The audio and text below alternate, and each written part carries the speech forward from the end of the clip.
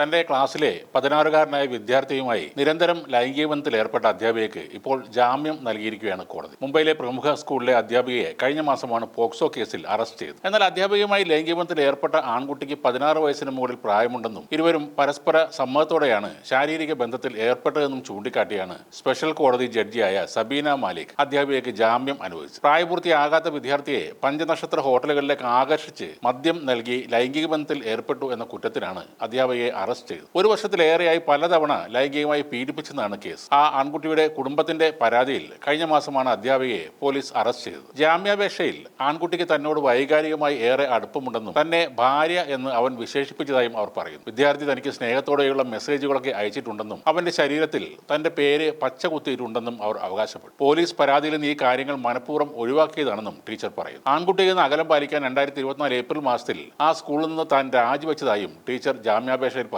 POCSO നിയമപ്രകാരമുള്ള കേസുകൾക്കായുള്ള പ്രത്യേക കോടതിയാണ് അധ്യാപികയ്ക്ക് ഇപ്പോൾ ജാമ്യം അനുവദിച്ചത്. ലൈംഗിക അതിക്രമം നടന്നതായി ആരോപിക്കപ്പെടുന്ന കഴിഞ്ഞ വർഷം തന്നെ ഇവർ സ്കൂളിൽ നിന്നും രാജിവെച്ചിരുന്നു. അതിനാൽ തന്നെ വിദ്യാർത്ഥി അധ്യാപിക ബന്ധം അവിടെ ഉണ്ടായിരുന്നില്ല എന്നും വിശദമായ ഉത്തരവിൽ കോടതി ചൂണ്ടിക്കാട്ടുന്നു. വിചാരണ ആരംഭിക്കാൻ ഏറെ സമയമെടുക്കുമെന്നും അതിനാൽ കുറ്റാരോപിതയായ സ്ത്രീ അത്രയും കാലം ജയിലിൽ അടച്ചിടുന്നത് കൊണ്ട് ഒരു നേട്ടവുമില്ലെന്നും ജഡ്ജി സബീന മാലിക് പറഞ്ഞു. പ്രായപൂർത്തിയാകാത്ത 2 കുട്ടികളുടെ അമ്മയാണെന്ന് കൂടി പരിഗണിച്ചാണ് കോടതി ടീച്ചറിനെ ജാമ്യം അനുവദിച്ചത്. പ്രായപൂർത്തിയാകാത്ത ഒരു വിദ്യാർത്ഥിയെ ഹോട്ടലുകളിൽ കൊണ്ടുപോയി മദ്യം കൊടുത്ത് ലൈംഗിക ബന്ധത്തിൽ ഏർപ്പെട്ടു എന്ന കുറ്റത്തിനാണ് അധ്യാപികയെ പോലീസ് അറസ്റ്റ് ചെയ്തത്. എന്നാൽ പോലീസ് അറസ്റ്റിനുള്ള കാരണങ്ങൾ എല്ലാം മറാഠി ഭാഷയിലാണ് നൽകിയതെന്നും അതൊന്നും വിവർത്തനം ചെയ്യാതെ അവർ പറയുന്ന എല്ലാ രേഖകളിലും ഒപ്പിടാൻ തന്നെ നിർബന്ധിച്ചു എന്നുമാണ് ടീച്ചർ പറയുന്നത്. ആ വിഷയം കൂടി കോടതി വളരെ ഗൗരവമായി തന്നെ പരിഗണിച്ചു. ഇരയെയോ സാക്ഷികളെയോ ഒരു കാരണവശാലും ബന്ധപ്പെടരുതെന്നും തെളിവുകൾ നശിപ്പിക്കരുതെന്നും കോടതിയുടെ അനുമതിയില്ലാതെ മുംബൈ വിട്ടു പോകരുതെന്നുമുള്ള കർശനമായ വ്യവസ്ഥകളോടെയാണ് ജാമ്യം അനുവദിച്ചത്. ഈ വ്യവസ്ഥകൾ ലംഘിക്കുന്ന ഏതെങ്കിലും സാഹചര്യം ഉണ്ടായാൽ ടീച്ചറിന്റെ ജാമ്യം